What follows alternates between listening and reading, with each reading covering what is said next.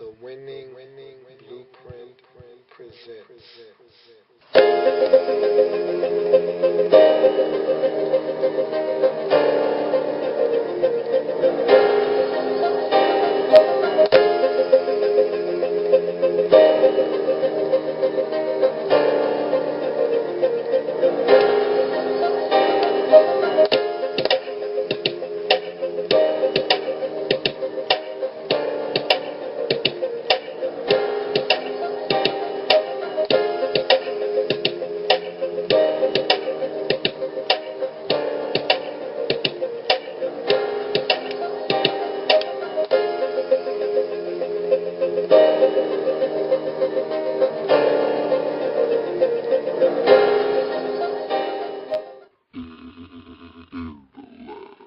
Draft Zone.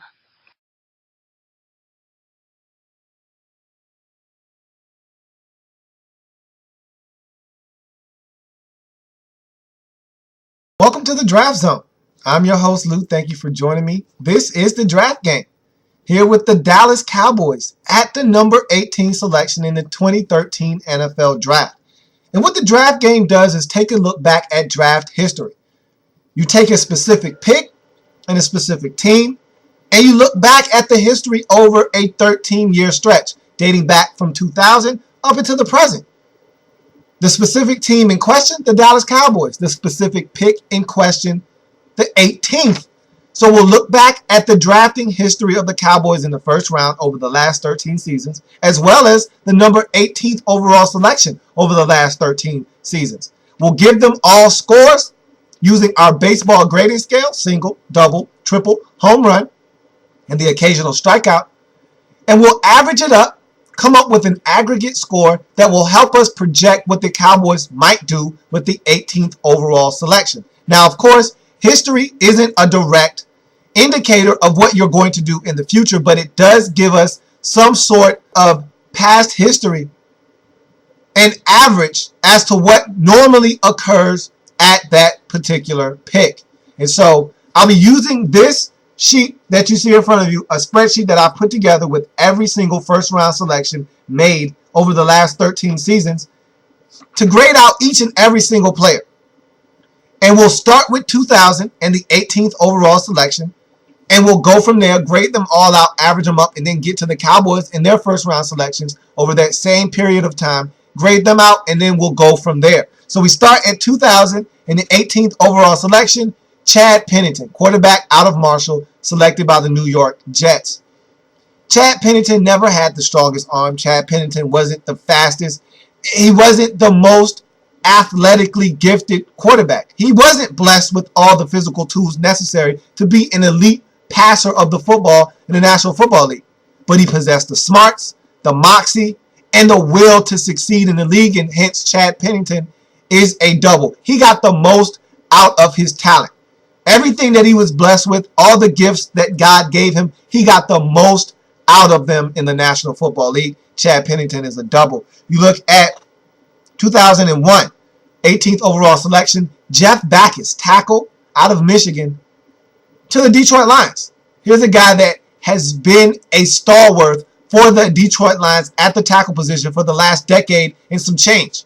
Jeff Backus was a guy that they drafted, they plugged him, they played him, and they left him at the left tackle position. That's all you can ask for when you draft a tackle. A guy that you can count on, that's reliable, that you know he's always there, you don't have to worry about him, and it's awfully quiet on his side of the field. Now, Jeff Backus wasn't always the best tackle, but he was reliable, and you knew what you were getting out of Jeff Backus week in and week out. Jeff Backus, for me, as his career comes to a close, he just retired in this 2013 offseason. He is a triple in my book. You look at 2002, 18th overall selection, TJ Duckett goes to the Atlanta Falcons out of Michigan State. Here's a running back that was a big, physical, bruising running back, was supposed to be the Thunder to Warrick Dunn's Lightning in Atlanta. He was solid, never great. As a matter of fact, solid is too strong of a word. He was okay, never great. TJ Duckett, a single in this league. You look at 2003, 18th overall selection, Calvin Pace, linebacker out of Wake Forest.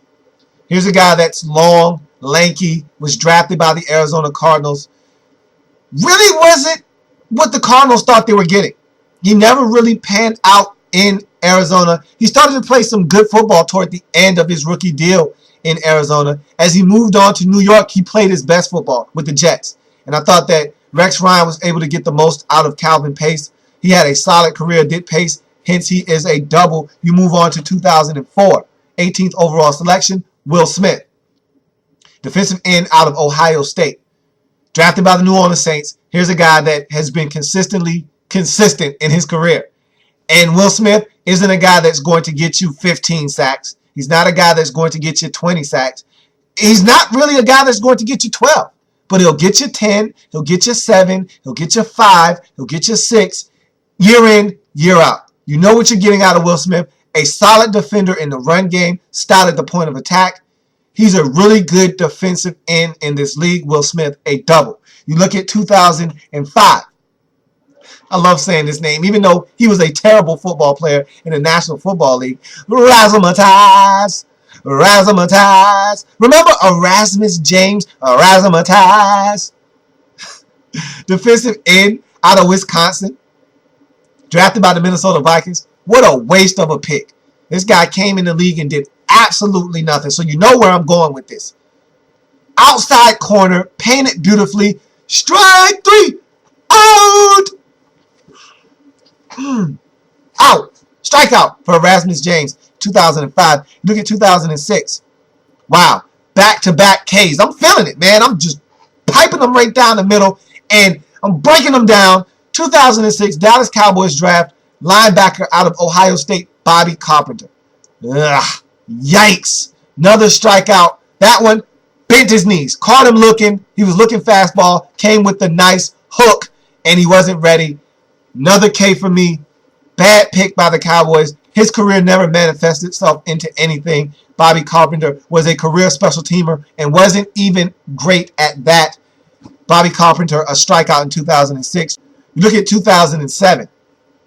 The Cincinnati Bengals spend a really good draft pick at 18 on the cornerback out of Michigan, Leon Hall. I was really fooled on this one because I thought Leon Hall, much like Darrelle Revis, lacked the top end speed to be an elite corner in this league. But I was wrong. Leon Hall has come in and been one whale of a corner for the Cincinnati Bengals. If not for his ACL injury about 2 or 3 seasons ago, this guy might be a home run by now. But instead, he's a triple. I love Leon Hall's game. He's aggressive. He's not afraid to tackle. He makes plays on the football. And when he gets it in his hands, he's looking to take it the distance. I love everything about Leon Hall's game. Thus, he is a triple. You look at 2008. 18th overall selection goes to, drum roll please, boom, Baltimore Ravens, who select Joe Flacco, quarterback out of Delaware. It's a home run. I mean, Joe Flacco knocks it out of the park. And I took a lot of flack. Oh, get it? For giving Joe Flacco all the credit that I have over the course of his career. I've been a Joe Flacco supporter from day one. A staunch Joe Flacco supporter. Because he has it. And again, it is not tangible. You cannot see it. You cannot measure it. But it exists. And only 2 handful of quarterbacks in the league probably have it. And only the good ones and the great ones have it. The mediocre ones don't possess it. Joe Flacco had it the first time I saw him. The arm strength we know is there. The size in the pocket is there. He's a little bit more athletic than people give him credit for. And when the game's on the line, Joe Flacco gets it done 9 times out of 10.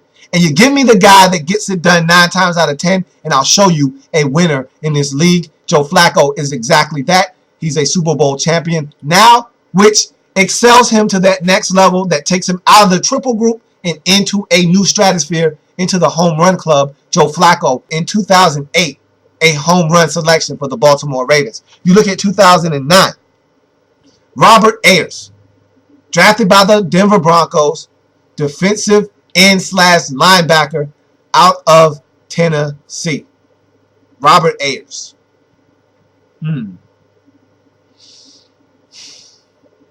Look, he's a single.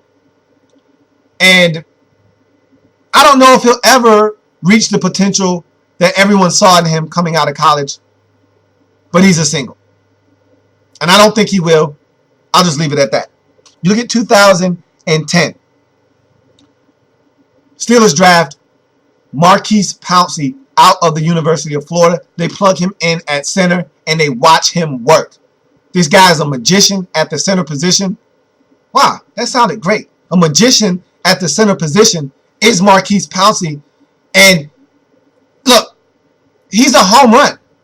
I mean, how else do you describe a guy that's been in the league 3 years and been an all-pro 3 years in a row? Been in the league 3 years, been a Pro Bowler all 3 years. There's no other way to describe him but as a home run. Watch it fly. Marquise Pouncey, a home run in this league. You look at 2011, 18th overall selection, Corey Liuget. Look, the San Diego Chargers weren't sure what they were getting. They thought they knew what they were getting, but they weren't sure. He's starting to show them why they drafted him at 18.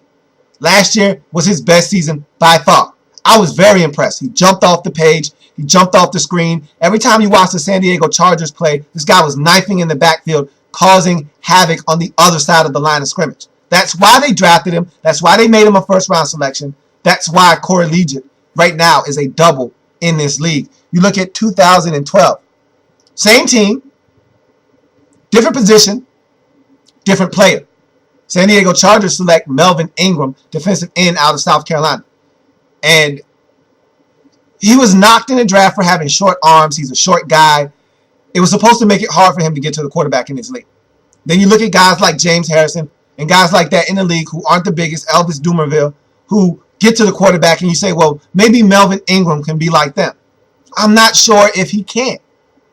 1 sack in his rookie season. Wasn't impressed with his play. We'll see what happens in 2013. I think he's going to get on the field more. He was stuck behind some veteran linebackers in Sean Phillips and Jarrett Johnson. And so now he's going to get to play. I want to see what Melvin Ingram is going to do when given the opportunity to start for 16 games. Will this be an anomaly in his rookie season, or will this be the norm? Is he a guy that can't get to the quarterback consistently, or will he turn it up and show the San Diego Chargers that this pick was not made in vain? We'll see. But right now, he is a single for the San Diego Chargers. And that is the 18th overall selection over the last 13 years. You average up the scores of these players, you come out with a double. It really was a single, theoretically. However, it was so close to a double, they slid right on in the second. It was a close play at the bag, but they're safe. And so it's a double for the 18th overall selection. Now, let's see what the Dallas Cowboys do with their draft history. Will they pull this double down to a single, or will they allow this double to stand? Let's see what the Cowboys have done over the last 13 years with their draft history in the first round. So we start with the Cowboys in 2000, and they don't have a first-round pick. They traded that to Seattle. So we go to 2001, and the Cowboys don't have a first-round pick. They traded that to San Francisco. So we go to 2002, and the Cowboys, no, I'm just joking. The Cowboys draft Roy Williams, the safety out of Texas, here in 2002. Look, he was a really good safety for about a good 4 or 5 year stretch in Dallas. He was never a great cover safety, but he was imposing across the middle. He'd hit you, and you'd know you just been hit by Roy Williams. And that was his MO around the league. This guy can hit. He can bring the wood. He can lay the lumber. But after he started to slow a step and guys started to run by him, all of a sudden now, in order to hit somebody, you got to catch him first. And Roy Williams, as he got slower, wasn't able to lay that wood on someone because he couldn't keep up with guys. And so he had to start grabbing them from behind, horse collaring people. Hence, the horse collar rule was in effect because of Roy Williams. You might as well call it the Roy Williams rule because they made it because of him, pulling guys down from behind. Everyone remembers him pulling down T.O. and spraining T.O.'s ankle, and T.O. having to come back in the playoffs and in the Super Bowl and play with a bum ankle because of what Roy Williams did to him. And so, that was Roy Williams in a nutshell. And so Roy Williams, for me, is a double in this league. Even though he wasn't the cover safety that you would have liked him to be, he did serve a purpose. He did hit guys over the middle and strike fear into opposing receivers coming across the middle of the football field. You look at 2003. You drafted the cornerback out of Kansas State, Terrence Newman. Solid pickup. I thought that Terrence Newman came in, and I was never really sure if he ever lived up to the expectations of Cowboys fans. I speak to many of them. They always felt like Terrence Newman wasn't as good as he should have been. And I really don't know what they were expecting. I thought the guy had a really good career in Dallas. Maybe they thought he was going to be a shutdown corner. There aren't any of those around anymore. They don't make shutdown corners. They don't grow on trees. Darrelle Revis, for all intents and purposes, might be the only one in the league right now. And I don't even know if I classify him as a shutdown corner or not. Okay, yeah, I do classify him as a shutdown corner. But look, they don't make shutdown corners, and I don't know what Cowboys fans were looking for when they got Terrence Newman, but they got a solid player for over a decade. To me, Terrence Newman is a triple. Because of the longevity, because of the willingness to come in and tackle. Was he the greatest tackler? No. But he wasn't afraid to throw his hat in the mix. Could he catch the best? No. But he could try to make plays on the football. He had his fair share of interceptions, and I thought that Terrence Newman, over the life of his career in Dallas, was consistently consistent. And there wasn't a lot of fluctuation in his play, and you knew he was going to play 14 to 16 games every season for you. He was durable. I like Terrence Newman. He's a triple in my book. You look at 2004, no first-round selection for the Cowboys. They trade that away to the Buffalo Bills. So we go to 2005, and the Cowboys have 2 first-round picks in 2005. And man, did they strike gold with the first one. Here's the pitch. And it's a deep drive. Deep to left center. Way back. This one is gone. Home run for DeMarcus Ware in 2005. Cowboys lit it up. DeMarcus Ware out of Troy. Man, when you draw up a 3-4 outside linebacker that's supposed to get after the quarterback, I give you a piece of clay and I ask you to sculpt and mold an outside linebacker that's getting after the quarterback. I want that guy to look like DeMarcus Ware. 6'4", 265 pounds, stout against the run, can get after the quarterback, extremely quick off the football, can bend at the hips, almost impossible to block consistently. DeMarcus Ware has been what you want out of a defensive end / outside linebacker rushing after the quarterback. Is he the best in coverage? No. But guess what? I like my DeMarcus Ware getting after the quarterback, not in coverage. If I'm a defensive coordinator, DeMarcus Ware doesn't even have dropping into coverage in his vocabulary. He's going after the quarterback on every play, and you won't know where he's going to line up. I'd put him on the left. I'd put him on the right. I'd have him coming up the middle. You wouldn't know where DeMarcus Ware was coming from. All you know is that 94 would be in your backfield a whole heck of a lot in that football game. DeMarcus Ware is a beast. He is what you expect out of a guy that you draft with a first-round pick to get after the quarterback. He's never had a season where he's had less than 8 sacks in a season. I don't know what else to say, but he's a home run. You look at 2005, also in that first round, they took Marcus Spears, defensive tackle out of LSU. Now, this is a guy that they didn't get what they thought they were getting out of. I don't know what the Cowboys expected out of DeMarcus Ware. I don't think they could have imagined that he'd be as good as he's been in his career. We're talking about a guy that's probably going to the Hall of Fame in DeMarcus Ware. Now, when they drafted Marcus Spears, they thought they were getting a guy with that kind of potential, that kind of talent. What they got was an average defensive lineman. And he's a single. You look at 2006. You much rather get a single than go up there and whiff. But that's what the Cowboys did in 2006, as they whiffed on Bobby Carpenter, linebacker out of Ohio State. You can't get him right all the time, right? Right? I mean, you got to strike out sometimes, right? Wrong. But you did strike out in 2006 with Bobby Carpenter. He just never materialized into anything other than a core special teamer. And he wasn't even that great at that. Bobby Carpenter, a strikeout in 2006. Look at 2007. Anthony Spencer, defensive end / linebacker out of Purdue. I'm always a little wary of guys you get out of the Big Ten because you never know if they're really athletic or not. I had my questions about Anthony Spencer. He put those to rest in 2012. Because, see, he was ordinary before 2012. You could see the light bulb starting to come on, the wheels starting to turn into motion in 2011, but I wasn't sure. I thought maybe 2011 could have been a fluke, but it wasn't. 2012, he got double-digit sacks. He looked dominant at times. Anthony Spencer is starting to come into his own in the National Football League. And look, some guys make the transition a little slower from taking your hand out of the ground, which he was a defensive end primarily in college with his hand in the ground, to an outside linebacker in the 3-4, standing up, having to drop into coverage, having other responsibilities, and getting after the quarterback. So it might have taken him a little bit longer, but he got it. And now he's getting double-digit sacks. He's a really good player. I think that Anthony Spencer right now is a double, borderline triple in this league. You look at 2008, Mike Jenkins, cornerback out of South Florida. When he first got into the league, this guy looked like a stud. I mean, my dad was loving Mike Jenkins. And my dad is a Cowboys fan, for all of you who don't know. And he was like, oh, this guy makes plays on the football. He's always looking for the ball. That's my dad's biggest thing. You got to look for the football. Of course, you can't catch the ball if you're not looking for it. If you don't know it's coming, how are you going to catch it? And Mike Jenkins always looked back for the football. My dad was so enamored with Mike Jenkins when he first burst onto the scene. He made it to the Pro Bowl in his first year, if you remember. But all good things must come to an end. And Mike Jenkins, his biggest downfall in Dallas, couldn't stay healthy. Every time he would go up to make a play on the football, he'd fall down on his shoulder and get injured. And the best way to not play in the National Football League, get injured. And that's what Mike Jenkins made a living doing in Dallas. And then, after he would get injured, he would complain about getting paid.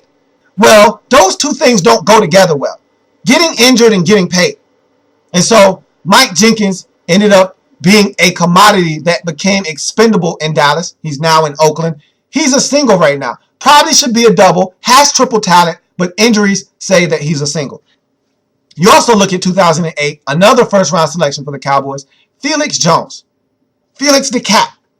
And when I first saw Felix in college and into the NFL, I was a little afraid when the Cowboys got their hands on him because this guy was explosive. He's a one-cut-and-go guy. He puts his foot in the ground. And if he gets a seam, not many guys are going to be able to catch him. And I was a little nervous because I said, man, the Cowboys have a guy with speed, elite speed in the backfield. But much like Mike Jenkins, Felix Jones can't stay healthy. And when you can't stay healthy, you can't be productive. And when you're not productive, you're simply a single in this league. You look at 2009, no first-round pick. You traded it away. So we go to 2010. Dez Bryant, receiver out of Oklahoma State. To me, Dez Bryant, I thought was going to be like another Bryant that the Cowboys drafted. Antonio Bryant out of Pitt. But I was wrong. See, the difference between Dez Bryant and Antonio Bryant is that Antonio Bryant didn't produce on the field. See, Dez Bryant produces on the field. Now, both of them are knuckleheads. Dez Bryant and Antonio Bryant. But Dez Bryant draws a line. He doesn't get into it with coaches. Now, yeah, his temper does flare on the sideline when he's not getting the football, but that's most competitive guys that are receivers anyway. They're not getting the football, they're not happy. And Dez Bryant, most times, has a gripe when he's not getting the football because he's a dominant player. But off-the-field issues with his mom and not being able to stay out of trouble, and sometimes he's injured, but he's a tough guy, have limited his production in this league. But when he's healthy and when his head is screwed on tight, Dez Bryant has the potential to be one of the best receivers in the National Football League. He's a scary guy. He's physically imposing. He can run. He can jump. He can catch. He can break tackles. He can do whatever you want a receiver to do in the National Football League. He's a bona fide number one. Dez Bryant right now is a double. Should be a triple. Has home run talent, but he's just a double right now. You look at 2011.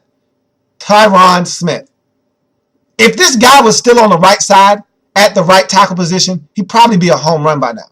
Now, it's too early to call a guy a home run when he was drafted in 2011, which means he would only have 2 years of service. But if you're elite, you're elite. And so had he stayed on the right side, he'd probably be a home run right now because he was that good at the right side. But they moved him to the left side, so they flip-flopped him with Doug Free.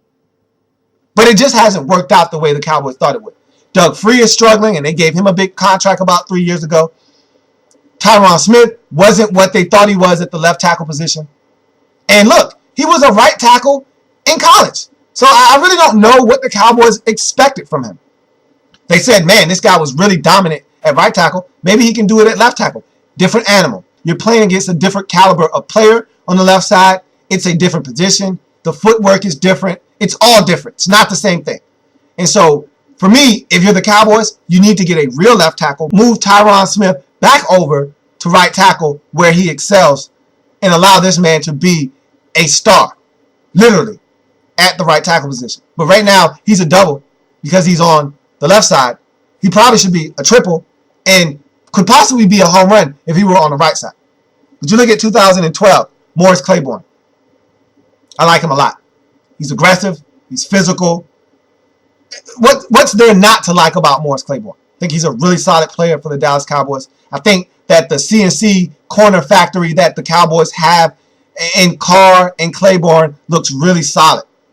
Two aggressive corners that don't mind making a play on the football, who don't mind coming up and trying to tackle. I like them. And I think Claiborne is going to be a good corner for a long time in Dallas. I got to watch him, though, because he looks like a guy that could be injury prone. We'll see. But Morris Claiborne right now is a double in my eyes. You look at the Cowboys and all their draft selections, you average up the scores for all of these players, and it comes out to be a single. And probably the biggest reason why it's a single, you got one strikeout, and then you got 3 or 4 different years where you just didn't have a first-round pick. And that brings your average down. And so it's a single for the Cowboys. They haven't drafted that bad, though. If you look at some of these players, you've got a home run, you've got a triple, you've got about 5 doubles. So you're taking care of business when you do draft. The problem is you're just not drafting enough. So you put the two together, a single and a double, it comes out to be a single. So at 18, history says the Cowboys are supposed to draft a single. Highly unlikely. If the Cowboys select at 18, if the player that I think should be a Cowboy is available, then the Cowboys need to select him. And I'm talking about safety out of Texas, Kenny Vaccaro. The safety position has been a nuisance for the Cowboys over the last 7 to 10 years. The last time you had a really reliable safety that could do it all was Darren Woodson. And that's saying a lot because Darren Woodson has been gone for a long time. So if you are a Cowboys fan, you want to address the safety position. Because Barry Church and Matt Johnson aren't the answer. I can tell you that right now. Gerald Sensabaugh wasn't the answer. And I could go on and on and on about all the safeties that have played in Dallas who haven't panned out. So at the end of the day, you need a safety. But he might not be there at 18. There are several other teams who could be in the market for a safety in the draft. There are teams behind you that could come up and come in front of you and get the safety that they covet in Kenny Vaccaro. And so you probably won't even have a choice at 18 to pick from at the safety position. Unless you're looking for one of the second-tier safeties. A guy like Eric Reed. Another guy like Jonathan Cyprien. Matt Elam. Unless you're looking at one of those guys, I don't think you want to take a safety at 18. Maybe you go in a different direction. Maybe you draft the offensive lineman. Maybe a guy like DJ Fluker is there. But look, I said you need a left tackle, not another right tackle. 2 rights don't make a left. So if I'm the Cowboys, you either take a defensive tackle at 18, because I don't know what's going on with Jay Ratliff, but you can use some more beef up front. Or you take a safety. If I'm the Cowboys, I think safety is the more pressing need, but you don't want to go reaching here at 18. You take value. Whatever is the highest player on your board available at 18, if it meets the need, you take it. Otherwise, you just take the highest player available on your board. Now, maybe this is a guard. Maybe it's a defensive tackle. Maybe it's an offensive tackle. Whatever the case may be, you need to draft smart here. Safety is the smart pick, but if safety isn't good value, then you need to go on to the next thing. Maybe it's a guard. Maybe it's a tackle. Maybe it's an outside rush linebacker, which you probably don't need, but Victor Butler, one of your reserves, now in New Orleans. Why not? You can never have too much of anything in the National Football League. That's for certain. So, I don't know what the Cowboys are going to do at 18. My money says it's a safety because you need one in the worst way. Will you get one at 18? That question remains to be answered. We'll have to wait until Thursday. But it looks like it should be a safety. And you can't afford to draft a single, which is what history says you're supposed to. You got to draft something worth having at 18. And we know the Cowboys don't like to spend first round picks on offensive linemen. So I doubt that it's a guard or a tackle. Most likely, this pick is probably going to be a safety. And if it is, and it's a good one, all Cowboys fans around the nation should be standing up and applauding. And that's the Cowboys in the draft game.